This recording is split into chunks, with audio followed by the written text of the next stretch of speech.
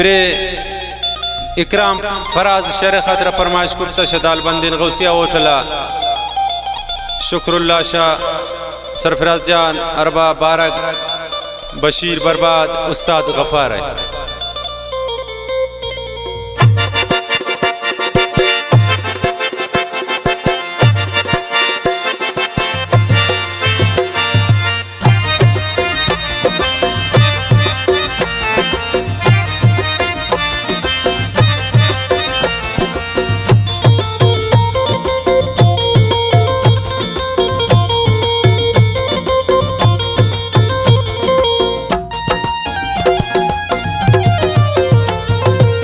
मिन्नतादारी तो वफादार बाज मजूर गप्पा तो तिदास बार दिल तई प्रोशान चोशे कनांकार ती मिन्नतादारी तो वफादार बाज मजूर गप्पा तो तिदास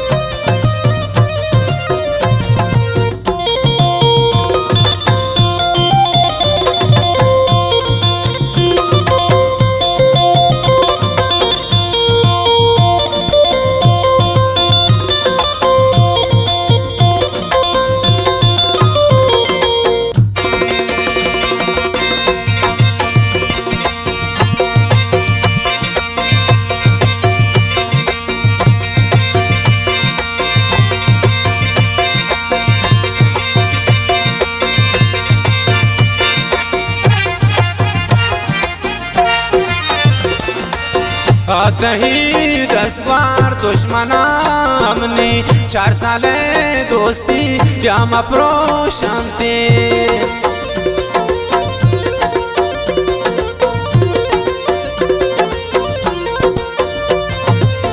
आती 10 बारों दुश्मना हमने 4 साले दोस्ती या मप्रो शांति ती मिन्नतादारी तो वफादार बाज मजूर गप्पा तो तिदास बारे दिल तही प्रोशान चोशे कनांकार ती मिन्नतादारी तो वफादार बाज मजूर गप्पा तो तिदास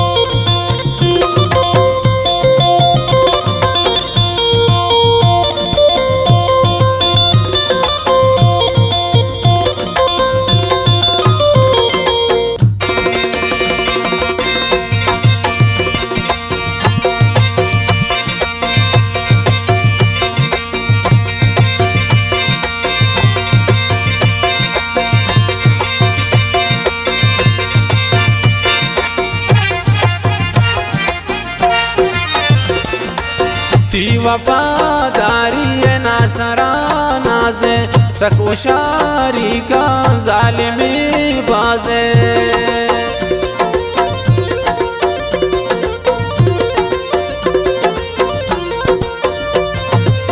ती वफादारी नासराना से सकोशारी का जालिमी बाजे ती मिन्नतादारी तो वफादार बाज मजूर गप्पा तो तिदास बारे दिल तही प्रोशान चोशे कनांकार ती मिन्नतादारी तो वफादार बाज मजूर गप्पा तो तिदास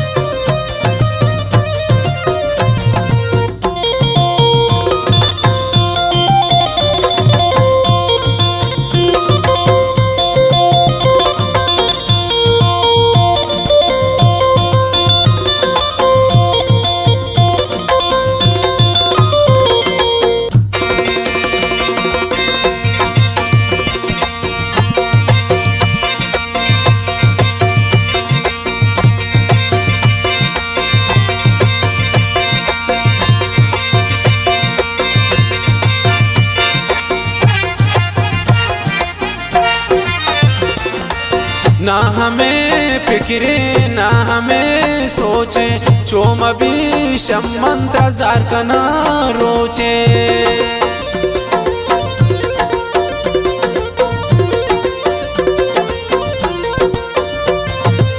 ना हमें फिक्रे ना हमें सोचे, चोम भी शमंत्र जार कना रोचे। दिमेन्नता दारी तो वफादार बास मजूर गप्पा तो तिदास ग्वारे, दिल तही प्रोशान चोशे कनांकारे। दिमेन्नता दारी तो वफादार बास मजूर गप्पा तो तिदास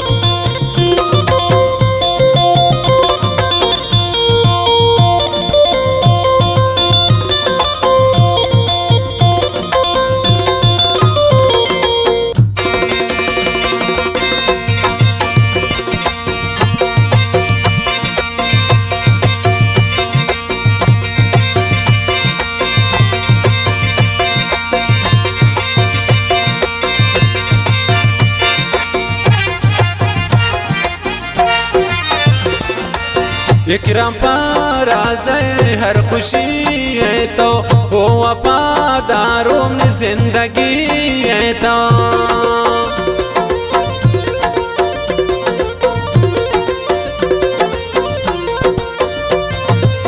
इकराम पर आज़े हर खुशी है तो वो वफादार में जिंदगी है तो। दिमेन्नता दारी तो वफादार बास मजूर गप्पा तो तिदास ग्वारे, दिल तही प्रोशान चोशे कनांकारे। दिमेन्नता दारी तो वफादार बास मजूर गप्पा तो तिदास